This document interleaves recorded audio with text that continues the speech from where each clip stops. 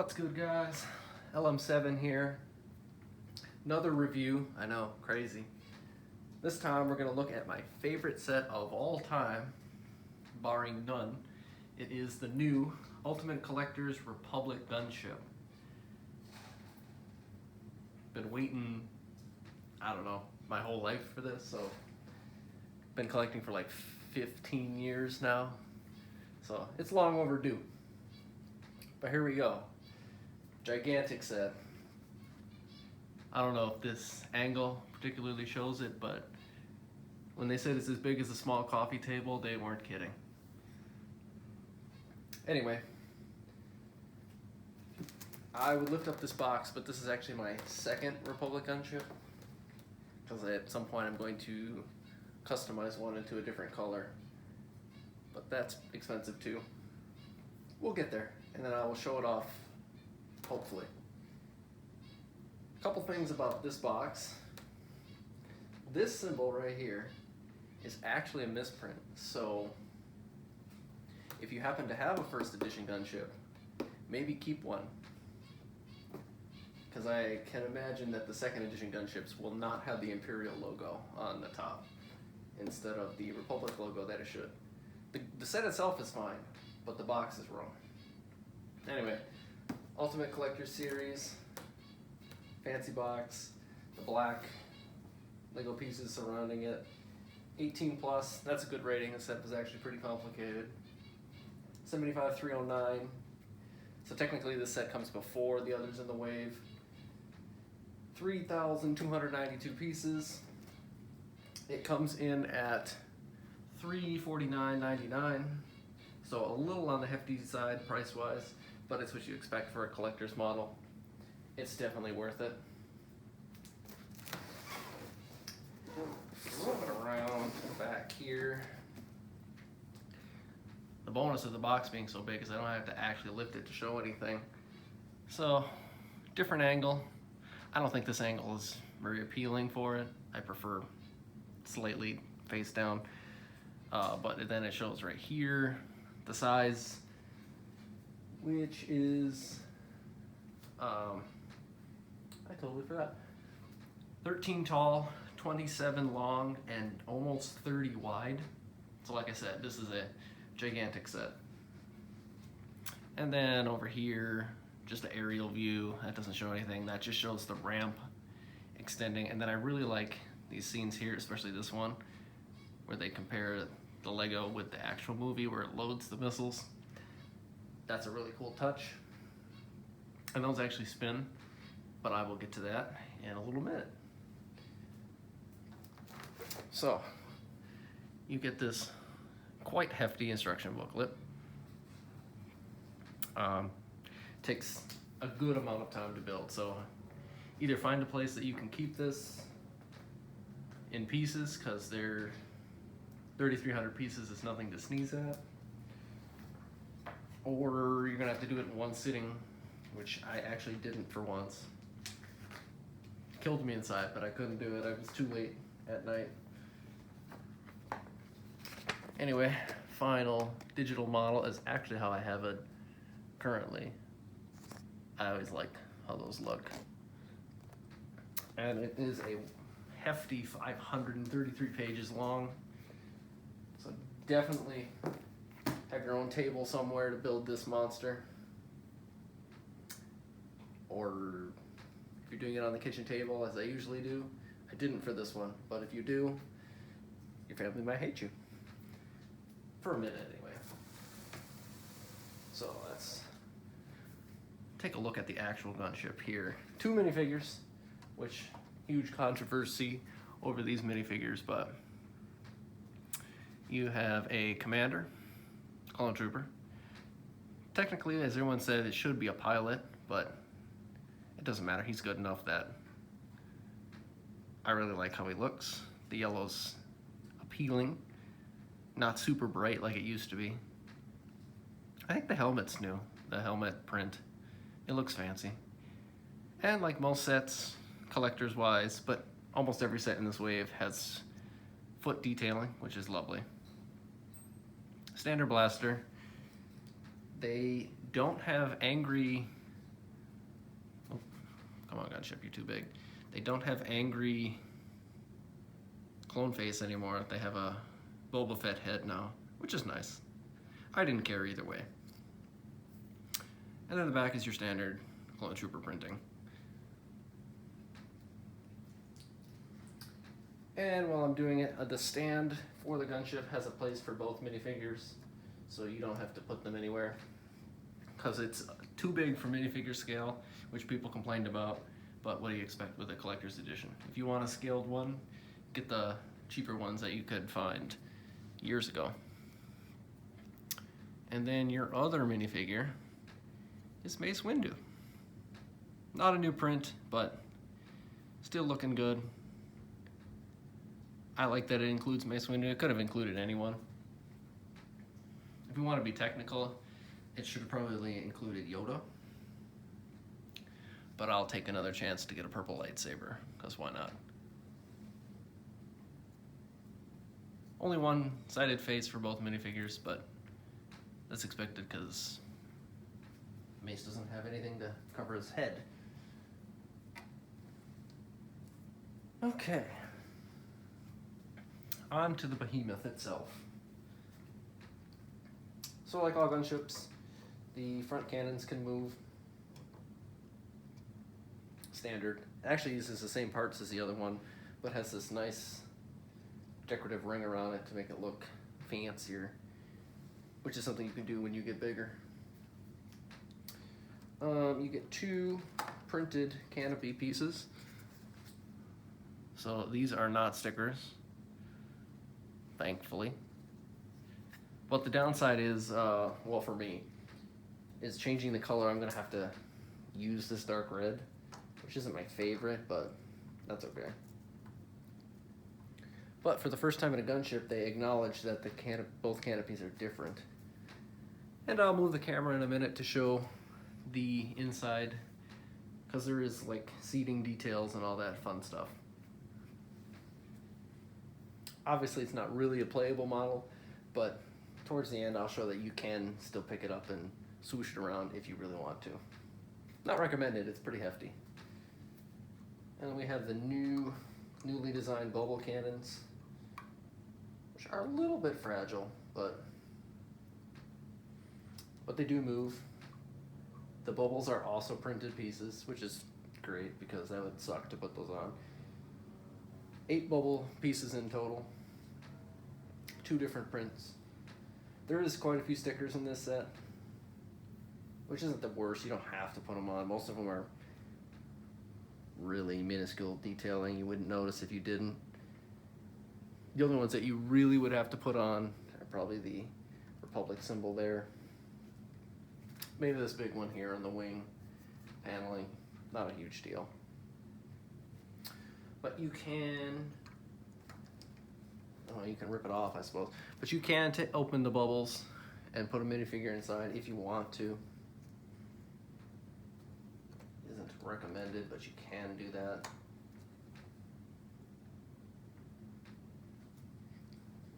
What else is there that I can show from this angle? So they mentioned it in the instruction booklet, but the doors are some of the biggest moving parts that they've ever done on a Star Wars set, which open and close as they should.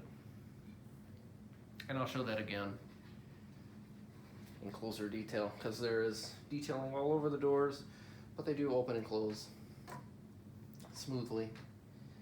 And the back paneling. This loves to fall open if you don't have it on the stand, because it uses gravity kind of to keep it together. But there is a flap where a gunship would deploy a speeder. They could have included a speeder, but you don't need it. It would have been grossly oversized anyway. And then of course this back cannon can also move. Different look. I really like this detailing. I thought it's simple, but I think it looks fantastic. Okay, I guess now I have to move the camera so we can see different aspects here.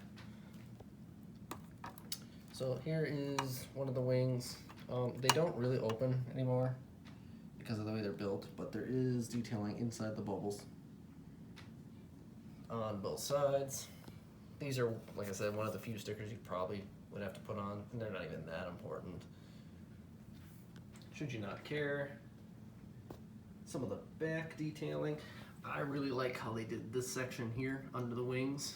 There's dark red on the other side, but I think that was a cool way of doing it, and it keeps the wings up. You wouldn't think so, because the wings are awfully heavy.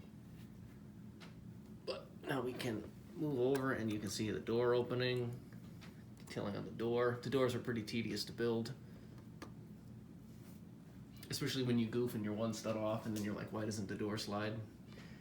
But that's just me being dumb. You can show this again, open this up. You can see it through the inside. I like that they even managed to put some of the green highlights here on the back where no one would really look, but there even is detail down here.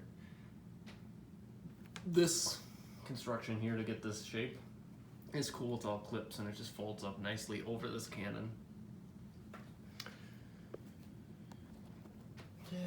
Oh, I lied. This is probably one of the most important stickers. You don't need it, but to get the dual dark red, white color scheme that the missile launchers have, you probably have to apply these two stickers. They're not the worst. I really like how the top and then this section looks. It's smooth and sleek, rounded edges, love it. More green detailing, a nice touch.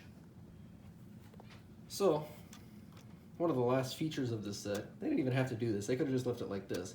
But if you spin one, they both spin reverse. And that is really nice.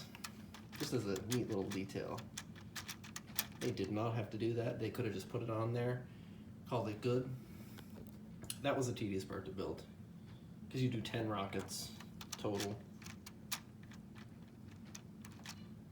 But worth it.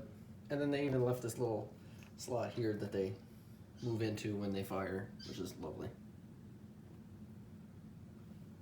Gotta love the detailing on this one. Like I said, it's my favorite set of all time, so.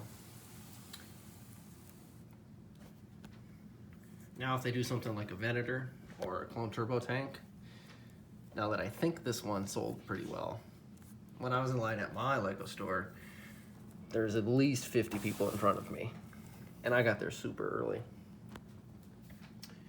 Anyway, I thought this was going to be the classic 2x2 circle. This is actually a 3x3 circle magnified, which is just gives you a scale of how big it is. The detailing here is just phenomenal.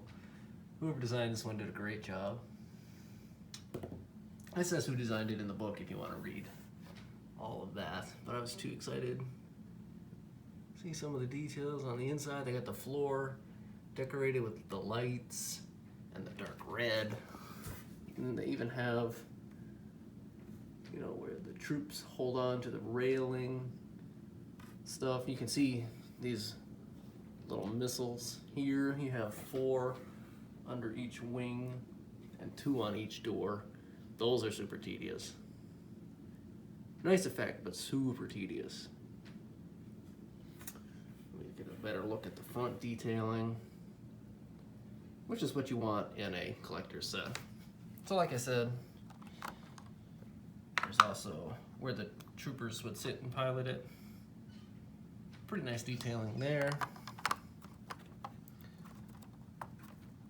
It's just really clean. This whole section here is just smooth. I really like this paneling there. And it's a neat design how they got it to angle like that. It's just resting on there, and then a couple Technic pieces keep it in place. So then, on the inside, if I can even get there, they even have little detailing to cover up some of the unsightly parts here, which I thought was neat. They do it on the inside too, which is super dope. And we're not gonna focus, we're gonna focus on the yellow, but pretty close idea. And then here's a better look. at the inside of the bubbles. It's good detailing. Perfect, and then we'll do a front view because that's when you really get a scale of how big it is. Here's my hand next to it for comparison. Like, it's just gigantic. Make sure you have a place to put it before you buy this one. I really don't, so that's gonna be a challenge, especially if I build the second one, which I might not because this first edition misprint box may be worth hanging on to for a while. And then, lastly, you can take a look at the stand. Pretty simple design. It just rests on it. It's not actually connected in any way. It slots in there. This piece here is part of the stand. And you can actually pick it up, like I said, and swoosh it, should you want to. I'm gonna attempt to do that without breaking anything. I make no promises. But I found if you pick it up here, it's pretty sturdy, and you can just, you gotta have some good arm strength to actually lift it, because this boy is really heavy. Then, should you not want to use the stand, it can land on its own merit if you want to. But when it's like this, like I said, the back panel, the gravity kind of pulls that back panel down more often. But either way, you can get a better look at the interesting stand they made for this. It just rests on these tiles, and then you have your display card, which tells you everything you need to know about the Gunship, or the LAAT/I, if you want to be technical. But it's more fun to say Gunship. That about wraps up this gigantic set. It's so good just to look at it, to be honest. But alas, that makes, you know, showing features and stuff less prominent when it's just a display piece. But that's what you buy collector sets for. However, one last thing before I wrap this one up.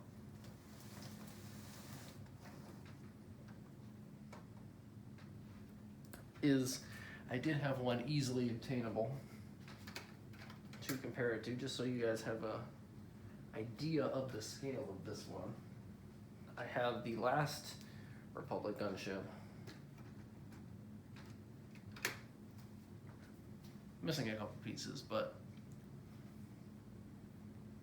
there you can see the scale of the last scaled Republic Gunship compared to this one, and this collector's model just blows it out of the water, all of it. But, you know, people that want to get a bunch of minifigures will probably continue to buy ones that are this size over the gigantic one, which is fair. The people who expected 20 clone troopers to be in this set are ridiculous, especially the ones that wanted Commander Cody, even if we want him. Why would they put a Phase 2 Commander Cody in a set that's based off Episode 2, and he wasn't even in that battle? I digress. Fans do be fanning about stupid things. Anyway, that'll wrap up the Ultimate Collector's Republic Gunship review. Perfect set in my opinion. I'm a little biased, it is my favorite ship in Star Wars.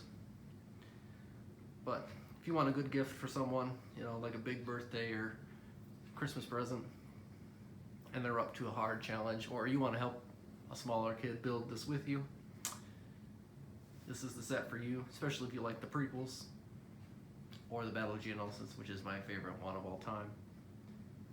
This is a set for you. It is a little expensive, so keep that in mind. $350 is a tad high, but it's definitely worth the money. Weight-wise, piece count-wise, it's pretty spot on, especially for a collector's model. Other than that, like I said, have room to put it because the wingspan is huge. you don't really get a scale of it until you finish the length of the body, and you're like, this is a pretty big set. Anyway, I could talk about this set for hours, but no one wants to listen to that. Hopefully you enjoyed this review. This should be the last one for now, because it's the last set. I've reviewed all the other ones in this wave. Thank you guys for watching. I appreciate it. If you want to leave a like, comment, or subscribe, that's appreciated. And if you don't, I understand. Like, reviewing is interesting. Not super consistent. And that's not even because I left. Anyway, thanks for watching. I appreciate it. Catch you guys next time.